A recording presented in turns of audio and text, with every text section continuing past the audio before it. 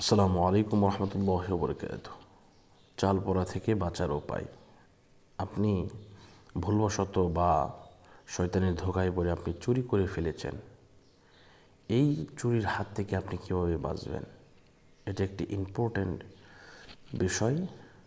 এই চাল পড়া যদি আপনাকে খাওয়িয়ে দেয়, অবশ্যই আপনার গলা দিয়ে নাক দিয়ে রক্ত বের হবে, জিহ্বা উল্টে যাবে, চাল আপনি চিবাতে পারবেন না। একটি আপনি যেই জিনিস চুরি করেছেন এর চাইতে মান সম্মান বেশি চলে যায়, এটা হয় আর কি। তো এই জন্য এটা থেকে আপনি কিভাবে রক্ষা পাবেন, কিভাবে বাঁচবেন, সে ব্যাপারে আপনাদেরকে বলবো ইনশাআল্লাহ।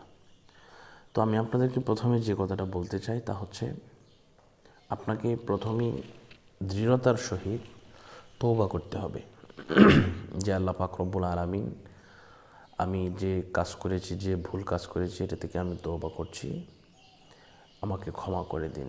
এরপর তদবির করাতে হবে। আপনি তো তওবা করলেন, কিন্তু হুজুর তো তদবির করে ফেলবে, কিন্তু হুজুর তো আর জানবে না যে আপনি তওবা করছেন। তো এই জন্য আপনাকে কী করতে হবে, তদবির করাতে হবে। ইনশাআল্লাহ আমার নাম্বারে যোগাযোগ করবেন। 100% কোনো কিছু হবে না। যদি হয় সেটা আল্লাহ আল্লাহ মালুম, কোনো কিছু হবে না ইনশাআল্লাহ। আমার এই নাম্বারে যোগাযোগ করবেন 016-430-63744। ইনশাআল্লাহ আমি কথা দিলাম, আপনারা যদি আমার সাথে যোগাযোগ করেন এবং আমার সাথে এই তদবির আমাকে বলেন করার জন্য, আমি করে দেব ইনশাআল্লাহ। আপনাদের কোনো কিছু হবে না। আমি আপনাদেরকে একটি ঘটনা বলতে চাই, তা হচ্ছে এক লোকের ভারী ডাকা বাড্ডাতে। তো উনি ওনার বউয়ের জিনিসপত্র চুরি করে নিয়ে বিক্রি করে দিছে। তো বিক্রি করে দেওয়ার পরে ওনার বউটা ছিল দাজ্জাল টাইপের। তো উনি বললেন, হুজুর এই অবস্থা, ব্যবসাতে লস খাইছি, আমার টাকা পয়সা সব নিয়ে গয়না কিনেছে, এখন আমি টাকা চাচ্ছি বা গয়না কিছু বিক্রি করার জন্য বলতেছি, পরবর্তীতে এটা কিনে দেব, মানতেছে না। উনি করলেন, তো চাল পোড়া নিয়ে আসার জন্য হুজুর নিয়ে আসলেন।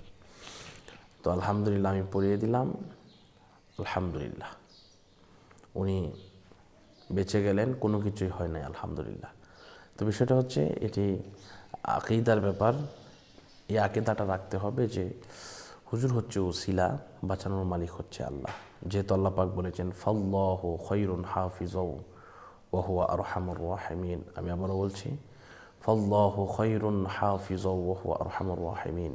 এইভাবে আপনি যদি ইনশাআল্লাহ এভাবে আপনি চলেন, তাহলে আল্লাহ পাক আপনাকে নিয়ামত দান করবেন। তওবা করলে আল্লাহ পাক গুনাহ মাফ করবেন। যেহেতু আল্লাহ পাক বলেছেন ইল্লা মান তাবা ওয়া আমানা ওয়া আমিলা আমালান সালিহা ফাউলাইকা ইউবাদদিলুল্লাহু সাইয়্যাতিহিম হাসানাত ওয়া কানা আল্লাহু গফুরুর রহিমা। আজকের মতো বিদায় নিচ্ছি। আসসালামু আলাইকুম ওয়া রাহমাতুল্লাহি ওয়া বারাকাতুহু।